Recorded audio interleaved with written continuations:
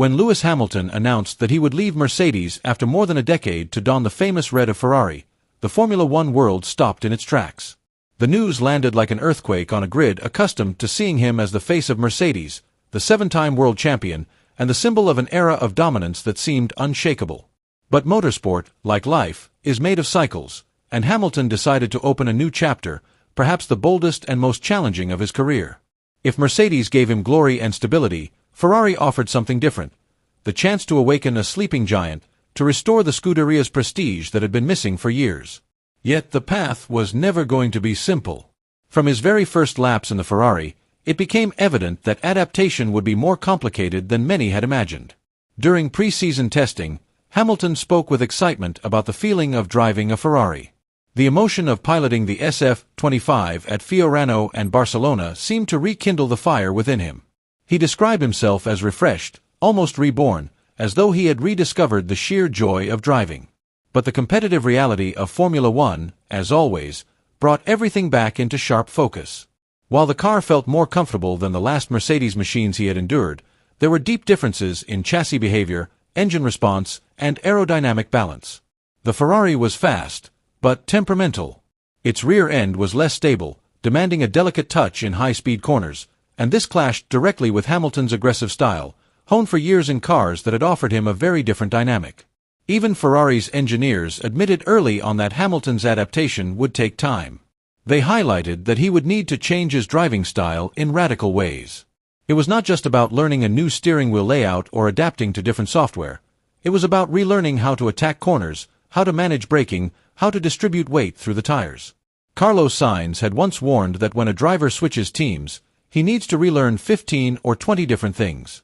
For Hamilton, that prophecy came true. He still struggled to get comfortable with Ferrari's use of engine braking, for example, a crucial detail in how the car rotated through corners.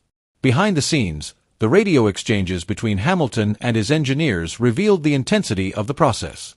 In Melbourne, his debut race for Ferrari, the team radios captured tension, frustration, and even sharp replies, the honesty of a champion who simply could not find the rhythm he wanted. "The car is really hard to drive," he admitted at one point, exposing the reality of his challenge. Those struggles translated directly into results. Although he managed a symbolic sprint race win in China, the main race podiums continued to elude him. Inconsistency became the hallmark of his first months in red. Meanwhile, Charles Leclerc, his teammate and longtime Ferrari figure, extracted more pace in both practice and qualifying sessions. The contrast intensified the pressure on Hamilton, who knew he was under the spotlight not just of the media, but of millions of tifosi who saw in him the hope of reviving Schumacher's glory days. Hamilton, accustomed to immense pressure, did not crumble. Instead, he sought to take on a technical leadership role within the team.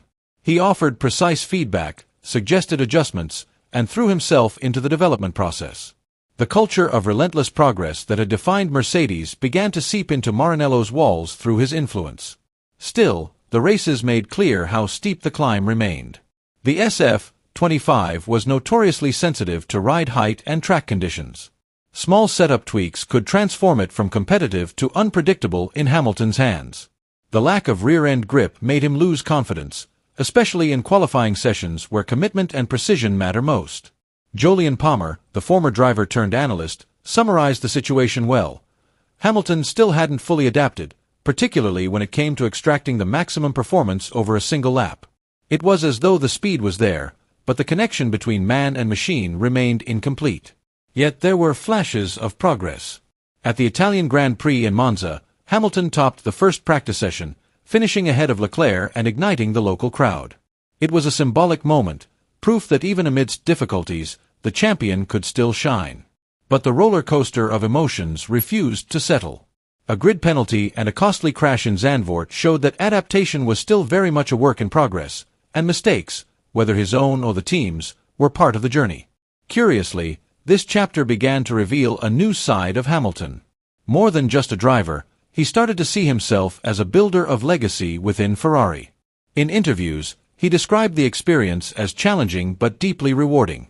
He admitted that his driving style needed fundamental changes, but he spoke with enthusiasm about the challenge. That willingness to reinvent himself is what has kept his Ferrari story alive. It is not only about winning races, it is about shaping a car, influencing a team, and perhaps laying the foundation for a historic farewell to Formula One. The emotional weight of this transition is immense.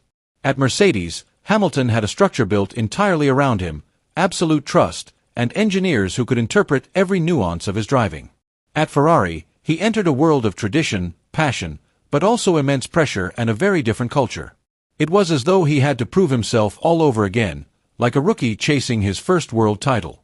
This mix of experience and fresh struggle makes his story all the more fascinating. At 40 years old, the 7-time world champion stands at a crossroads. Either he manages to transform this adaptation into consistent results, or he risks seeing his last great adventure remembered more for its struggles than its triumphs. Yet if Hamilton's career has taught anything, it is never to underestimate his resilience. He has endured crushing defeats, sweeping regulation changes, and rivals in dominant machinery, and he has always found a way to rise again. His adaptation to the Ferrari may still be far from complete, but with each practice session, each lap, each race, another piece of the puzzle falls into place. Even if podiums have not come as often as expected, the sense remains that the partnership between Hamilton and Ferrari is only just beginning its true story. And so, the 2025 season will be remembered not only for its results, but for the process itself. For the image of a world champion who dared to leave his comfort zone, to wrestle with a difficult car, to endure tension and frustration, and yet continued with unshakable determination. The adaptation is hard, slow, and full of obstacles, but that is precisely what makes the narrative so compelling. Because in the end, watching Hamilton fight to tame the Ferrari is to witness one of the greatest drivers in history striving for reinvention, and that, in itself, is historic.